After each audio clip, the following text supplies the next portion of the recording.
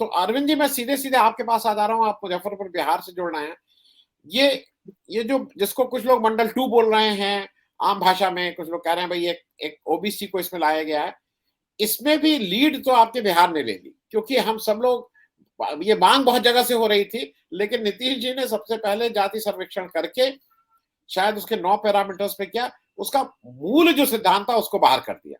तो एक आपकी ओपनिंग टिप्पणी जरा हम समझ लें कि बिहार ने हरदम इस तरह से इन बातों में खास करके सामाजिक, जब हम लोग के सद्भावना की, सामाजिक बराबरी की बात करते हैं, उसमें बिहार हरदम आगे रहा है। तो ये लीड आप लोगों ने ली है, और आपको क्या लगता है कि इससे एक बड़ा रास्ता खुल रहा है, एक बड़ा दरवाजा खुल रहा है समाज के उस वर्ग के लिए जो वंचित हैं, जो जो जिनको वो सशक्तिकरण नहीं हुआ है आजादी के 75 साल बाद ही, उनके लिए ये एक इम्पोर्टेंट मामला है। अरविंद जी। नमस्कार। देखिए, नीतीश जी एक रणनीतिकार तो हैं ही। जब जब लोगों को लगता है कि नीतीश जी अब हाशिए पर चले जा रहे हैं, तब नीतीश जी कुछ ऐसी रणनीति अपनाते हैं, कुछ ऐसे तरीके अपनाते हैं कि वो फिर सबके केंद्र में चले आते हैं। इस बार भी बिहार में भी लोगों को लग रहा था, जितनी नाराजगी उनके खिलाफ थी या अभी भी है, लोगों को लग रहा था कि नीतीश जी हाशिए पर चले जाएंगे खुद अपने बिहार में। लेकिन जातिगत जनगणना का मुद्दा उठा करके उन्होंने खुद को केंद्र में ला दिया, और एक तीर से, अगर मैं इसको कहूं बहुत संक्षेप में ओपनिंग रिमार्क्स के रूप में, कि एक तीर से उन्होंने 2 शिकार कर लिए हैं। भाजपा की घेराबंदी कर दी है। इस भाजपा को अजेय माना जा रहा था, अभी भाजपा डिफेंसिव हो गई है। इस बिहार में भी डिफेंसिव हो गई है। तो भाजपा की घेराबंदी हो गई है। और दूसरा कि इंडिया गठबंधन में, इंडिया दलों में कांग्रेस मजबूरी की हालत में आ गई है। कांग्रेस को उन्होंने मजबूर बना दिया है, क्योंकि इसका लाभ अगर मिलेगा तो कांग्रेस को नहीं मिलने जा रहा है। मैं बिहार की बात कर रहा हूं। स्वाभाविक है यूपी की जानकारी आप बेहतर देंगे, लेकिन बिहार में जातीय जनगणना का जो भी लाभ मिलेगा वह आरजेडी और जदयू को मिलेगा। दूसरी बात यह हुई है कि अति पिछड़ों में अब रीथिंकिंग की प्रक्रिया शुरू हो गई है। इसलिए कि अति पिछड़े 2019 में पूरी तरह भाजपा में हो गए थे। मैं फिर स्पष्ट कर दूं कि मैं बिहार की बात कर रहा हूं। 2019 में भाजपा की मूल शक्ति, जो उसके सवर्ण वोटर हुआ करते थे, जिनकी आबादी अब 15% बताई जा रही है, उसमें मुसलमान सवर्ण भी हैं और अति पिछड़े, इन्हीं दोनों ने मिलाकर के नरेंद्र मोदी को क्लीन स्वीप दे दिया था 2019 में बिहार में। लेकिन अब वो स्थिति नहीं, एक पुनर्विचार की स्थिति बिहार में पैदा हो गई है अति पिछड़ों में।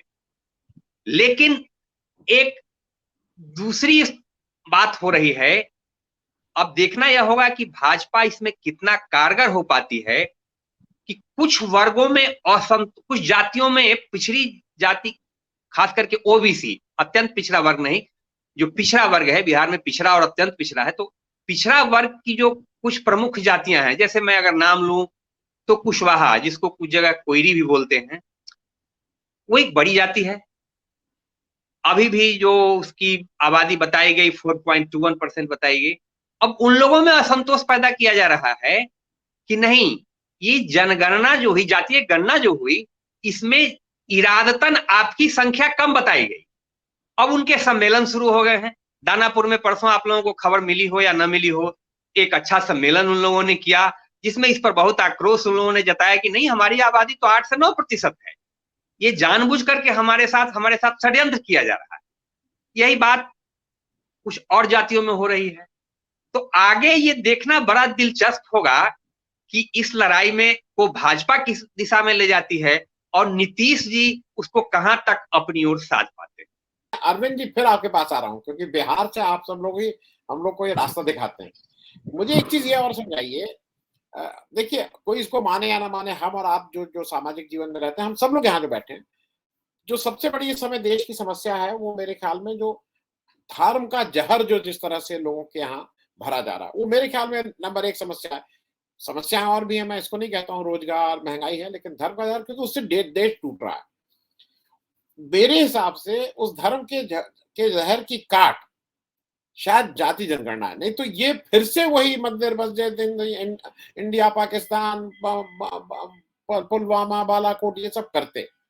लेकिन जब ये जाति जनगणना आ गई है तो इनका शायद ये वाला अब काट तो बिल्कुल ही बेकार हो गया है। वो तो मैं इस पे अरविंद वरुण साहब आपसे एक जल्दी से एक क्विक हो कि अब क्या धर्म वाला कार्ड चल पाएगा जाति जनगणना के सामने? अरविंद वरुण साहब अनम्यूट कर लीजिएगा, अनम्यूट कर लीजिएगा, आपने अनम्यूट कर लीजिएगा। हाँ, हो गया। मैं एक उदाहरण दूंगा 2014 के शुरुआती दिनों का, जब नरेंद्र मोदी जी को प्रधानमंत्री का कैंडिडेट भाजपा ने डिक्लेयर कर दिया था। मेरी आवाज मिल रही है? आ रही, बिल्कुल फर्स्ट क्लास। डिक्लेयर कर दिया था। मुजफ्फरपुर में उनकी सभा थी। मुझसे मेरे मित्रों ने पूछा कि आप तो कुछ भविष्यवाणी कर देते हैं, बताइए कल सभा में वो क्या बोलेंगे। मैंने कहा कि कल वो बोलेंगे कि अगला प्रधानमंत्री पिछड़ा होगा। वही बात उन्होंने कह दी। अगले दिन बड़े जो यहाँ सबसे बड़ा अखबार है हिंदुस्तान, उसने उसको बैनर न्यूज बना दिया। मित्रों ने पूछा कि अरे आप ये कैसे जानते थे कि बता दिया। मैंने कहा कि भाई वो आदमी इतना बड़ा कलाकार तो है ही, कहाँ उसे क्या बोलना है, कहाँ की जनता का नब्ज क्या बोल करके वो ये कर सकता है, इसकी समझ उस आदमी को है। तो फिर आगे वो क्या करेंगे इतनी आसानी से? ठीक है, एक मुद्दा तो बन ही गया है जातीय जनगणना, और वो फिर मंडल और कमंडल वाली बात हो गई है। लेकिन नरेंद्र मोदी इतनी जल्दी से बिहार की धरती पर, मैं लोकसभा चुनाव के परिदृश्य की बात कर रहा हूं। देखिए, बिहार में लोकसभा चुनाव और विधानसभा चुनाव दोनों दो अलग अलग बातें। लोकसभा में आज स्थिति है, धार्मिक कार्ड का ये स्थिति है आनंद वर्धन साहब, कि पिछले रामनवमी में भी, रामनवमी में जब यहाँ जुलूस निकला करते थे तो उसमें ज्यादातर सवर्ण भागीदारी होती थी या ओबीसी भागीदारी होती थी। इन लोगों ने दलितों को जिस ढंग से मोहित किया है अपने साथ, अब उन जुलूसों में दलित ज्यादा होते हैं। और आपको आश्चर्य होगा कि वैसे दलित जो एक और किसी संगठन से जुड़े होने की बात करते हैं, प्रगतिशील संगठन से जुड़े होने के बात करते हैं।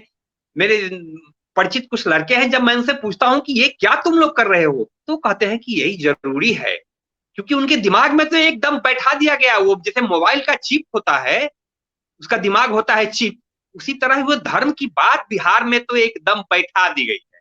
उस चिप को बाहर करना लोकसभा चुनाव में नीतीश जी और लालू यादव जी के लिए एक बड़ी चुनौती होनी ही है, क्योंकि दलित वोट एकदम बहुत, अब 19.65% दलित जो अभी जातीय जनगणना में संख्या बताई गई है, उसमें 5.65% दुसाध, जो पासवान, जो जाति दुसाध होता है लेकिन पासवान वो टाइटल होता है, उनकी आबादी है। सबसे बड़ी आबादी है वो 100% मोदी जी के साथ है। रविदास उसके बाद की आबादी है, उसमें भी कमोबेश वही हालत है। तो दलित का मेजॉरिटी वोट इनको मिलने जा रहा है, ये मोदी जी को निश्चित रूप से उसमें, क्योंकि दलित इस लड़ाई में कहीं है ही नहीं। वो तो कहता है, उसके जो बुद्धिजीवी भी कहते हैं कि भाई हमको तो बिहार में 22% दलित और आदिवासी मिलाकर के मिला हुआ है, और हमारी आबादी 19.61% है, और अनुसूचित जनजाति की आबादी बिहार में, ये नए आंकड़े जो बताते हैं, 1.68% है। तो इस लड़ाई में कहीं नहीं है। आप याद कीजिए, जब सर्वदलीय प्रतिनिधि मंडल प्रधानमंत्री से मिलने गया था और साउथ ब्लॉक से जब वो प्रतिनिधि मंडल निकला था, तो आप जैसे पत्रकारों ने उनसे सवाल किया था नीतीश जी से कि इसके बाद क्या आप आरक्षण की बात उठावेंगे जातीय जनगणना के बाद? नीतीश जी ने कहा था कि बेशक उठाऊंगा, एकदम इस मामले में वो स्पष्ट थे। आज जब जातीय जनगणना की रिपोर्ट आई, उसके अगले दिन उन्होंने 9 दलों की एक बैठक बुलाई। अगले ही दिन उसमें 2 दलों ने, सीपीआई एमएल और ओवैसी साहब के दल ने, देखिए एक और कम्युनिस्ट आइडियोलॉजी जो जाति को समाप्त करने की बात करती है उसने, और जो घोर सांप्रदायिक दल है, मुझे यह कहने में कोई हक ये नहीं है, जैसे आरएसएस है वैसे ओवैसी साहब का दल है। उसने भी कहा कि हाँ आरक्षण का आप क्या करने जा रहे हैं, लेकिन नीतीश जी भी असमंजस में हैं। अभी एक उदाहरण दूं, एक व्यवहारिक उदाहरण, बिहार में शिक्षकों की बड़े पैमाने पर भर्ती जारी है। अगली वैकेंसी उसकी इस महीने आने वाली है, वो 1 लाख से अधिक की वैकेंसी होगी। उन पर यह दबाव है कि आप आरक्षण की सीमा को बढ़ाइए, उसके बाद उस वैकेंसी को आप बिहार लोक सेवा आयोग को दीजिए। लेकिन अभी तक नीतीश जी उसमें कोई स्टैंड नहीं ले पाए हैं। तो ये जो तोड़फोड़ की राजनीति दलों के, ये जातियों के बीच, जो जैसे मैंने पहले भी कहा कि कुशवाहा वगैरह, कुशवाहा आज देख रहा है कि हाँ नीतीश जी की जाति की आबादी से लगभग दुगनी मेरी आबादी है। बिहार में जाति एक नग्न सच्चाई है, हमको इसको मानना पड़ेगा। तो उसको कहीं प्रतिनिधित्व मिल नहीं रहा है। उपेंद्र कुशवाहा जो कभी उभरे थे उसके एक बड़े नेता के रूप में, आज वो बिखरते नजर आ रहे हैं, कभी यहाँ कभी वहां। तो आम कुशवाहा से जब आप बात करेंगे तो वो कहेंगे कि नहीं भाई, हमको तो हमारा हक मिल ही नहीं रहा है। तो ये धर्म की लड़ाई और जाति की लड़ाई बिहार में एक दिलचस्प मोड़ लेगी निश्चित रूप से। अब देखना है। हाँ, लालू यादव जी वही एक पर्सनालिटी थे इस लड़ाई को पूरी तरह, धर्म की लड़ाई को जाति की लड़ाई से पराजित कर सकते थे, लेकिन लालू जी का स्वास्थ्य तो ऐसा नहीं रह गया। नहीं तो लालू जी का जो कम्युनिकेशन स्किल है, अपनी बातों को सीधे जनता तक पहुंचा देना, वो स्किल बिहार में फिर दूसरे किसी नेता के पास नहीं है। इसलिए मैं आज भी मानता हूं कि बिहार में ये किसी भी दोनों में से किसी घटक को इस बार लोकसभा में क्लीन स्वीप नहीं मिलने जा रहा है। एक दिलचस्प लड़ाई बिहार में